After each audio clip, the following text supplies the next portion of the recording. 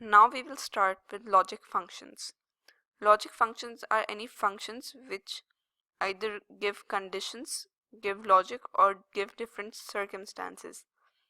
So by giving different conditions, we are, for example, performing a sum only if these conditions are being fulfilled, or we are giving our function a logic that perform count only if this logic is being met, or and giving different circumstances, that's plural conditions, that this and this and this should happen, only then will you perform a certain sum or average or count, otherwise you will not.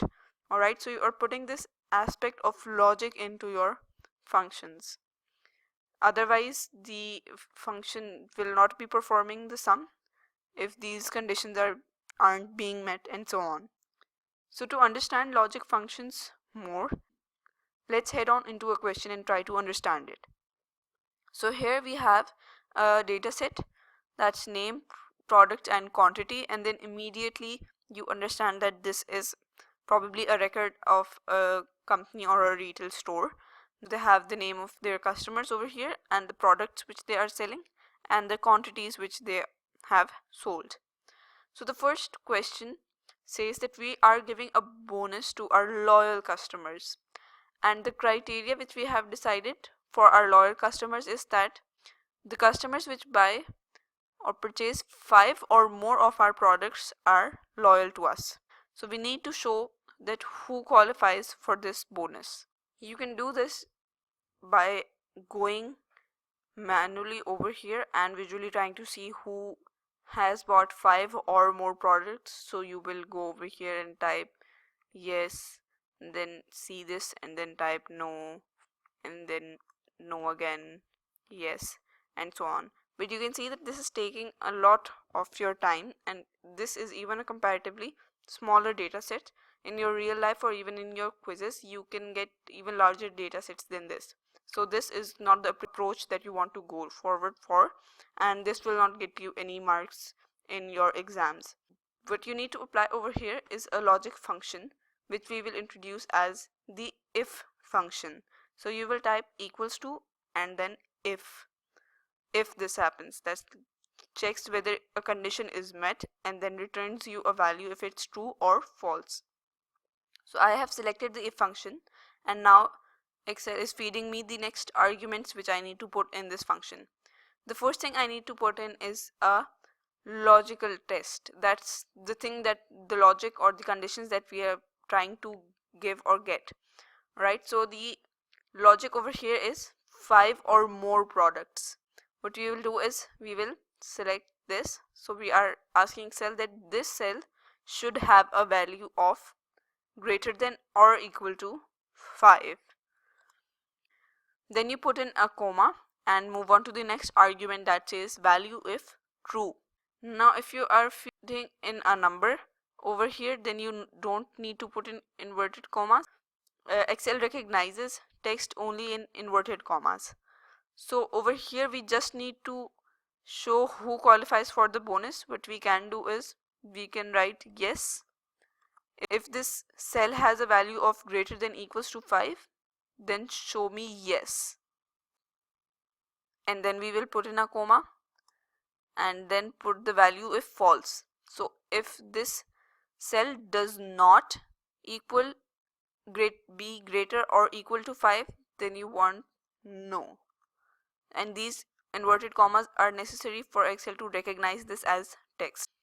Then you just have to press enter, and you immediately see that this has returned us a yes, because this cell's value is greater than or equal to 5.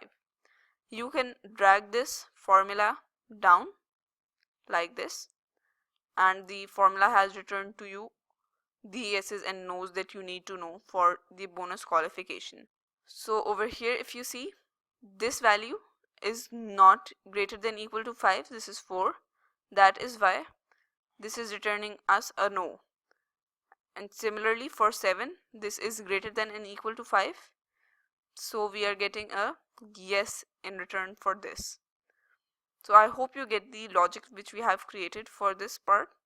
Let's move on to the second part, which says that we have made faulty bags, and now we need to text our customers and tell them the procedure regarding replacing their bags for a new and better bag.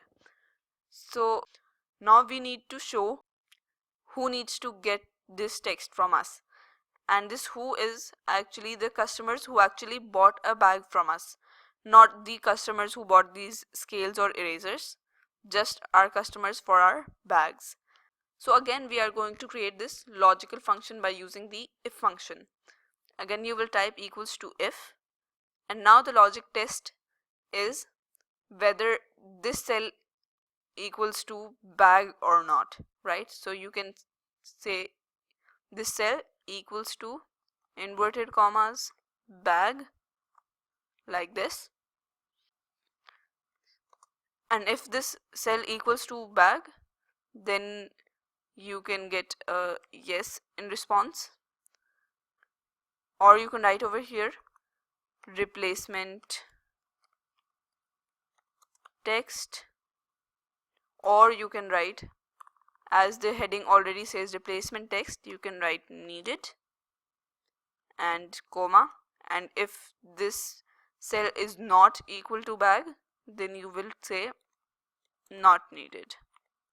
Alright, so you can change these arguments for value if true and value if false. This, it doesn't necessarily need to be yes and no. You can put in replacement text needed or only needed and not needed, whatever suits you. Then you close this function and then you press enter. You are getting needed over here, and when you drag this function down, now you have needed, not needed, and needed over and over again. So you know who needs to get this replacement text and who doesn't. You can click on your cell to check if your formula is correct or not. So now you know that if this cell equals to bag, then you need a needed, but this is a scale, not a bag. So this cell should return you not needed, and when you press enter, you can see that this is indeed returning you not needed. That means your formula is correct.